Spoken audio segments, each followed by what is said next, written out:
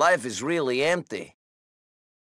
Hey everyone, how you doing? It's your main man, white boy attempting to rap Gucci Gang here. Gucci gang, Gucci gang, Gucci gang, Gucci gang, Gucci gang, Gucci gang, Gucci gang. So today, we're going to be doing something a little bit different. As you may or may not know, Grand Theft Auto 5 has 3 different endings to the game, similar to Grand Theft Auto 4's branching finales, as I like to refer to them. So I thought, you know what would be fun for my beautiful, fantastic audience? Why not analyze all 3 endings of Grand Theft Auto 5 and give you my thoughts about which one I think is the best, because apparently I think I'm entitled to say what's good writing and what's not, for some reason. Ending A, aka Something Sensible, is more or less the neutral ending of Grand Theft Auto 5. The basic plot summary of the mission is that Franklin conspires to kill Trevor with Michael for Steve Haynes and Dave Norton. After Franklin's interaction with Devin Weston, Franklin has a brief interaction with Trevor in the country, then chases him down and finishes him off in the oil plant with Michael. Michael and Franklin end up going their separate ways, credits roll. This is definitely my favorite of the 3 endings. Why? Well, first of all, when you think about it, Trevor's death wraps up the story incredibly. Trevor is the whole reason the story started. He's the whole reason Michael got back into crime. He's more or less the reason Franklin is where he's at now. The initial premise of Grand Theft Auto 5 was built around Trevor and Michael's relationship. Why wouldn't you end the story on his death? Ending B and C just don't fit nearly as well as this one does for an ending to the game. In terms of mission design, it's very simple. Franklin confronts Trevor runs away, and Franklin chases him with Michael rapidly approaching. And at the end, Michael smashes into Trevor's car and he gets killed. It's probably the shortest final mission Grand Theft Auto has ever had, but I think this design helps it a lot. It doesn't need to be overly long and super climactic because that would just make it a stupid mess. All that really needed to happen in this mission was Trevor's death to mark the end of the story, just as the story began with Trevor reappearing in Michael's life out of nowhere. Trevor's entrance and exit of their lives marked the beginning and the end of the conflict in the story. The whole point I'm trying to get across here is that Trevor dying is really the only Grand Theft Auto 5 ending that makes sense, because the reappearance of Trevor marks the start of the conflict in Grand Theft Auto 5. And what else would be more fitting to mark the end of it but his death? But this mission isn't all sunshine and working ad revenue. One of my problems with the mission is actually the events within it. I know what you're thinking. Heavy, you just talked about this positively. Are you fucking developing Alzheimer's? That's probably not exactly what you're thinking, actually. But still, yes, I did compliment how short and simple the mission is, but I feel like certain events in this mission should have been elongated. I think the chase between Franklin and Trevor should have spread to them going out on foot, like ending B, for example. Trevor crashing into the oil plant felt like potential wasted. Another thing is, there should have been way more focus on Michael.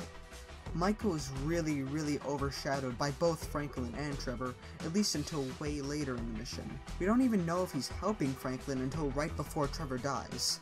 I get it, the whole setup of the mission is focused on Franklin, but it doesn't make sense to have this mission mostly focused on him, because again, the core of the story is built around Michael and Trevor's relationship and past together. Whether you like it or not, this game's story is more theirs than Franklin's. In addition to that, there should have been way more interaction between Trevor and Michael apart from the short ending scene, and Michael and Franklin's conversation at the end should have been way longer. For what might be 2 best friends' last conversation in person before they go their separate ways forever, like the game implies, it barely has any substance. Yes, Michael's cold, uncaring speech at the end, telling him that nothing else matters except surviving after he just killed his former best friend, is fantastic, and amazingly performed by Ned Luke, but that's about the only thing that really stands out in this ending cutscene.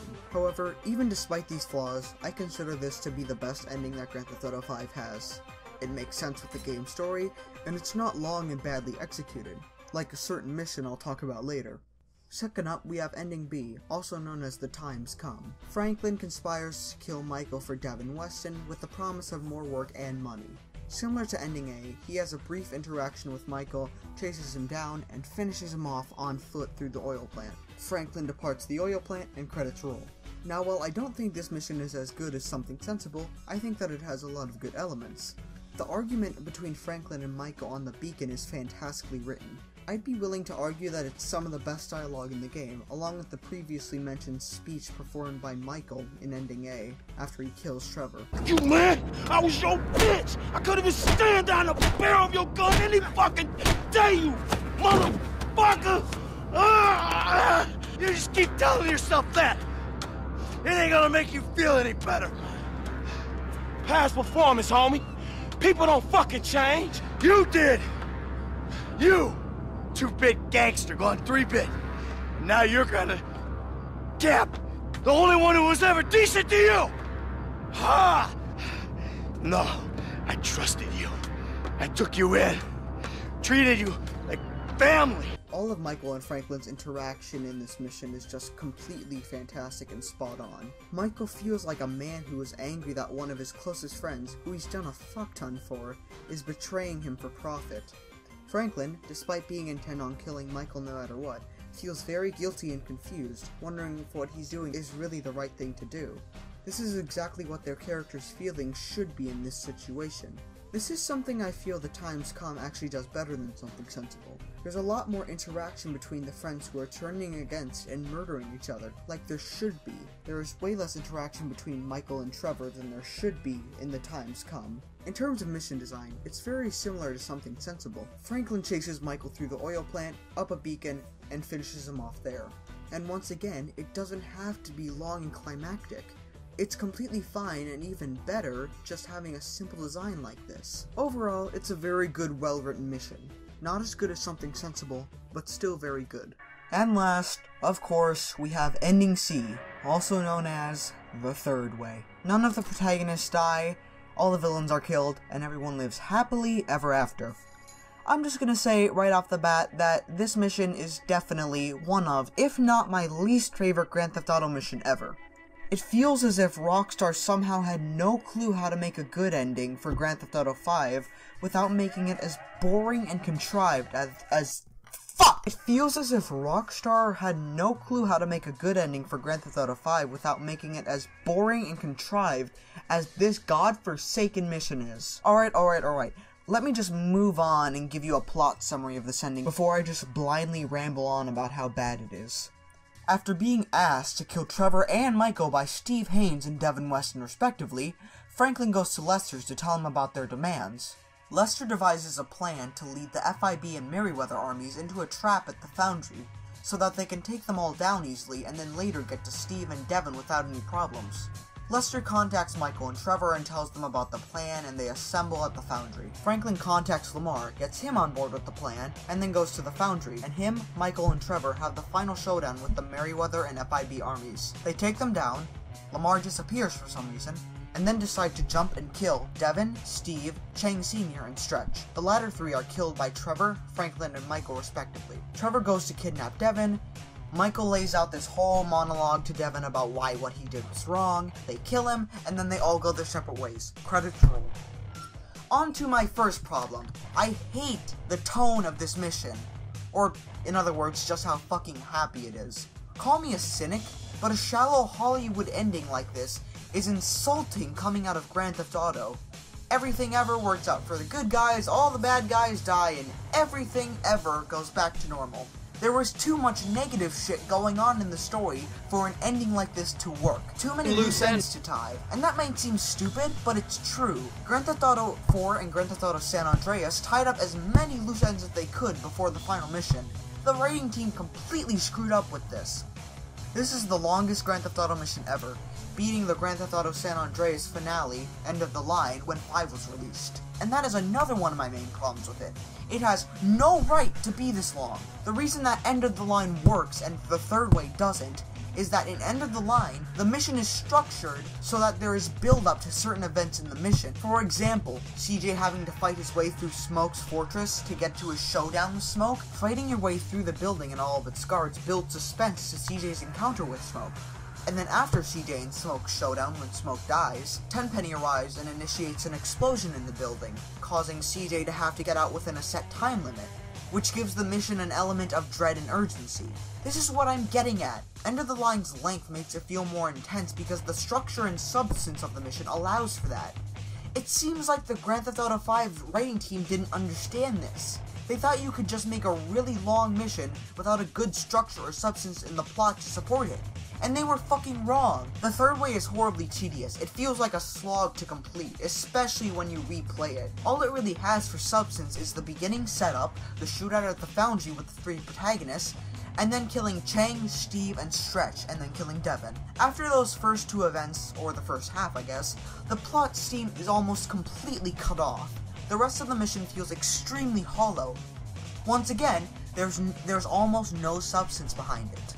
Another thing this mission gets wrong is the extremely forced writing. The writing team for the game had to rush to tie up as many loose ends as possible in this mission, because they were so incompetent that they couldn't have done that earlier in the game.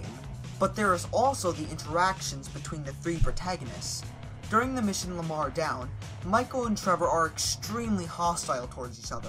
It genuinely seemed like without Franklin there, they would open fire on each other. Now let's take a look at this place, man. Lester said this was some type of big weed store spot. Place is crawling with ballers, you know? Now, me and you, we don't mind the old gang warfare, but Suede Buck's over there. Yeah, tell Trevor I said bite me. Man, I said shut up. You know what? Tell Trevor I'm gonna be up on this hill with my rifle. I don't want to be anywhere around him when he fucks this whole thing up. Classic, huh? He's already planning his escape. Oh, fuck. But now in this mission, Rockstar has made their interactions seem like non-serious bantering between frenemies. It's extremely inconsistent with the past missions. It feels like Rockstar doesn't know what they want Michael and Trevor's relationship to be like. Also, I just want to add, Franklin doesn't serve any purpose in this mission other than to be the voice of reason and the keeper of peace between Michael and Trevor, and is a really unnecessary extra hand against the villains. He could have been cut out of the mission entirely, and with a few tweaks, it barely would have made a difference. This also goes for Lamar. Also, where does Lamar even go after this mission? He just disappears after Franklin saves him from being cut down by the FIB guys. Why was this never explained? Speaking of Franklin and Lamar though, according to Lamar's voice actor Gerald Johnson, Rockstar was originally planning on having Franklin die during the shootout at the foundry, and Lamar taking his place for the remainder of the mission. Well, that would have made the mission way better than it turned out to be. Lamar would have gotten better, if a bit rushed, character development and closure, and there could have been an actual realistic opportunity for Michael and Trevor to make up in the wake of Franklin's death. Rockstar scrapping this idea impacted the quality of the mission greatly.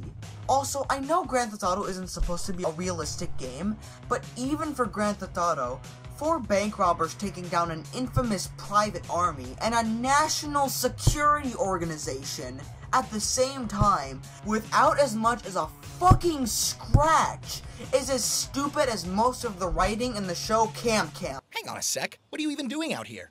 Well, it's definitely not because the bus only comes in from the city to drop off and pick up campers, and so far seems to be my only reasonable method of escaping this fucking nightmare of a camp. Definitely not that. Hey, language. Suck a dick.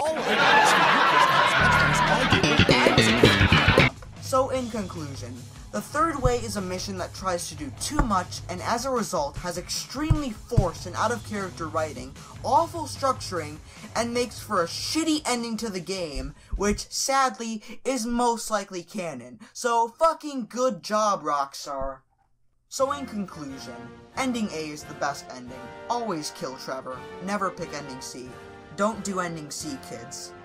Leading medical researchers are coming to the conclusion that ending C is probably the most dangerous ending in the United States, and we haven't begun to find out all of the ill effects, but they are permanent ill effects.